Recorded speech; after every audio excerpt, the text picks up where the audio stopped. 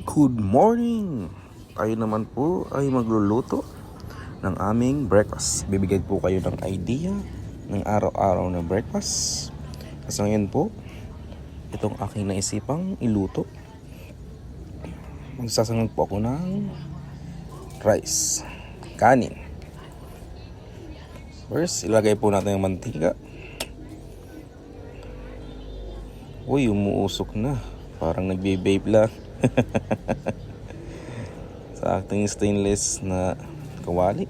Inanan ko ang aking apoy. Baka naman po kasi matusta ang ating bawang.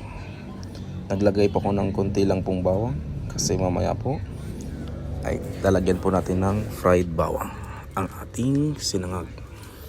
Yan na nga po. Maraming usok. Di na nakikita. So ngayon po, lalagay na natin itlog. Isabay po natin sa ating bawang na ginisa. At ulit aluin po natin itlog. Ang ganito ay sa maging scramble. Sige po, halo-haloin natin para mas malasa. Umalo ang lasa ng bawang sa ating itlog. Ang ganito ay maluto sa ating mahiwagang breakfast. Kasi ngayon, uy, pinakita yung itlog. At ilalagay natin ang pinaka main ingredient, ang kanin. Ito po ay kanin namin kagabi na sumubra. At ito po para sa akin, ito pang pinakamasarap na ilagay sa sinangag ang kanin kagabi. Sige po, halo-haloin na po natin ang itlog, ang bawang, habang ito ay humalo at mas lalong magsiksik ang lasa ng ating sinangag. Sige, mekos sa ating kawali. Please subscribe pala po sa aking channel, YouTube channel. Pwede naman pong pakiclick ng subscribe po at pakiclick naman po ng bell para ma-notify po kayo sa aking mga upload na bagong video. Ito po pala, sige, mekos lang hanggang mahalo. Halo.